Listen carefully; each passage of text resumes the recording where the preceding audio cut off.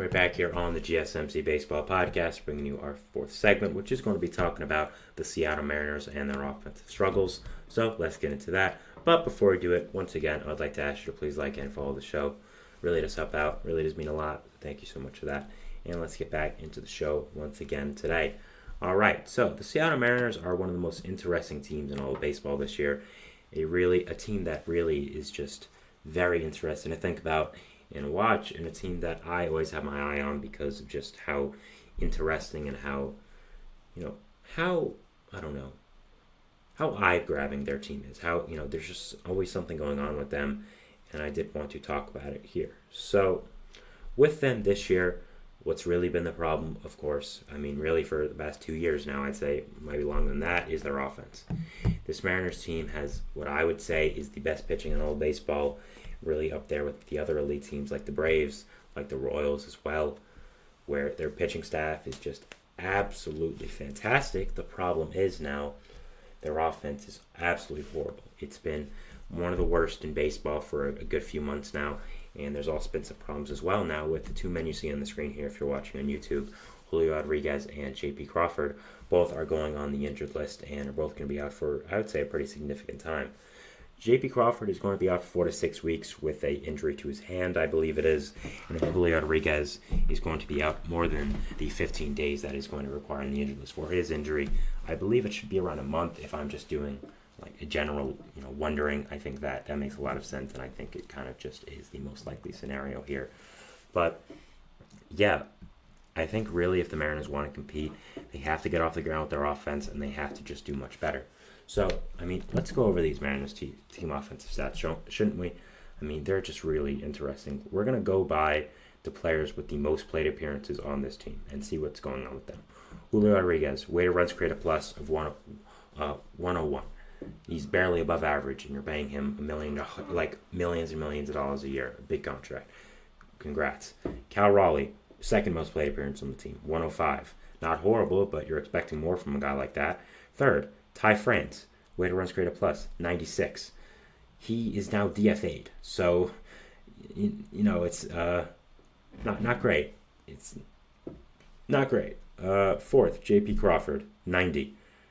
He is also on the injured list and still hasn't done great. Mitch Garver, 85, bad. Josh Rojas, 94, bad. Mitch Haniger, 104. I'm sorry, Mitch Haniger. What is that now? Mitch Haniger. Oh, 104. Okay, I was right the first time. What do you... Sorry, I had to turn on my mic there. I did sneeze, so thanks, I'm sure all you were very happy you got to see that on camera. But, yeah, it's just this offense is just filled with mediocrity. And the problem is they can't exactly rebuild because they have such an insane pitching staff. Logan Gilbert and Luis Castillo are what I would say at least two top 25 pitchers in baseball. Brian Wu and Emerson Hancock are also some very solid younger players as well. And they have other people there with that depth that also are great starting pitchers as well. So it's just you need to be able to hit with this pitching staff. Even if you had 3 above average hitters better than you have right now, I think you could be consistently very good. And the thing with the Mariners is they were, of course, very high in the AL West the entire year. They were leading it for a good amount of time. I remember doing a segment on it when they took over. And now looking at them in the standings, you look at the AL West here. They are currently in second. They're tied for first place with the Astros, I should say, who have done much better than them in their last 10. The Astros are 5-5. Mariners are 3-7. But even before that, the Astros probably have been the best team in baseball since June. They've really gotten it going. Really have looked like the Astros of old, and that's kind of a problem if you're a Mariners fan or you're on the Mariners because you don't want the Astros looking like that. They're a consistent threat to your team. So I think that overall, with this Mariners team, it is going to be a problem with them to be able to compete and continue to be the team that you would like them to be. So it is very interesting to see what is going to happen with their offense. The Rangers are only 3 games behind as well.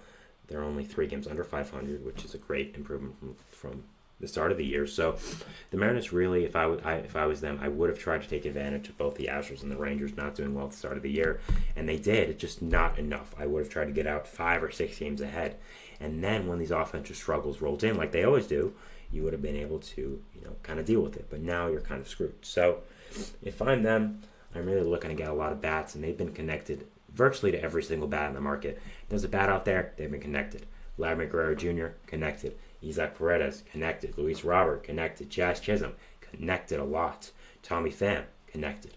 I go over every single bat that's available at the deadline, and I think I've heard at least one or two rumors about them. That's how desperate they are for bats. And now with Julio Rodriguez and J.P. Crawford, two of your better players who, yes, aren't having the best offensive seasons, but if anyone's going to have better offensive seasons turn around, it's going to be these two guys because of their pedigree. They are now out for a little while. So there's a lot of problems I see with this Mariners team. If I'm them, I'm really just going all in on hitting because, man, teams do not want to face this pitching in the playoffs. I am telling you that. I mean, if you score 2 to 3 runs, this game's probably over. That's how good this pitching staff is. It's just I don't know if they can score 2 to 3 runs every day because of how underwhelming this offense is.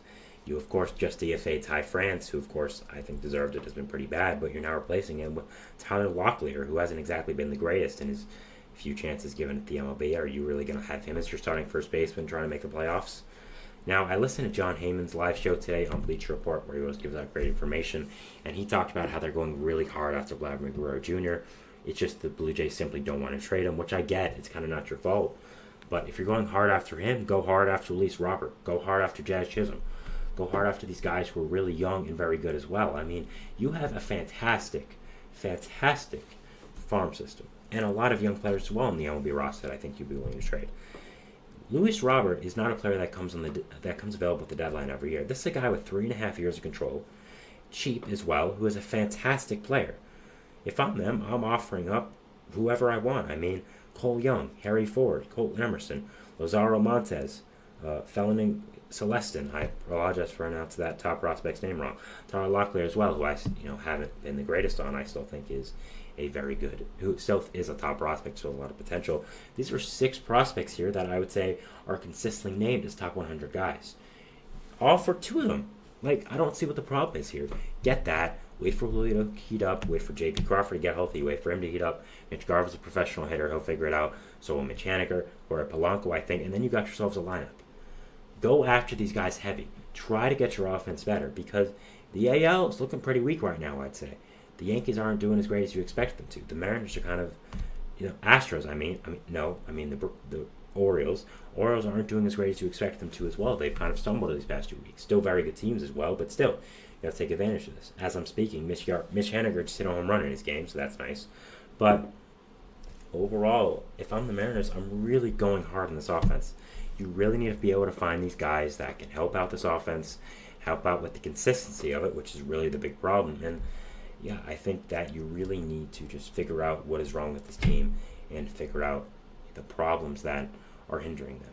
I mean, I think you got to acquire at least 2 bats you want to be competitive. I don't think you can waste this rotation because, how long is it till one of these guys gets a big arm injury and then you're kind of screwed with it and then you don't have anything good. So overall, if I'm the Mariners, I'm really, really trying to get those bats.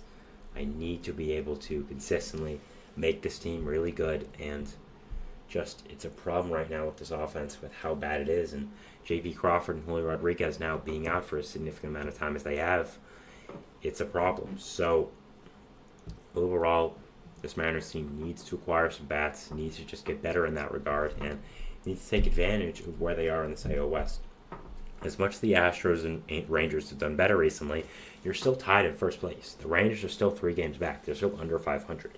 So you need to take advantage of these situations that probably wouldn't be happening in any other year and make sure that you use them to your advantage. So that is it for my 4th segment here, talking about the Mariners and their offensive troubles and just going over what has happened with them and just, overall what is going on with them and what they need to do.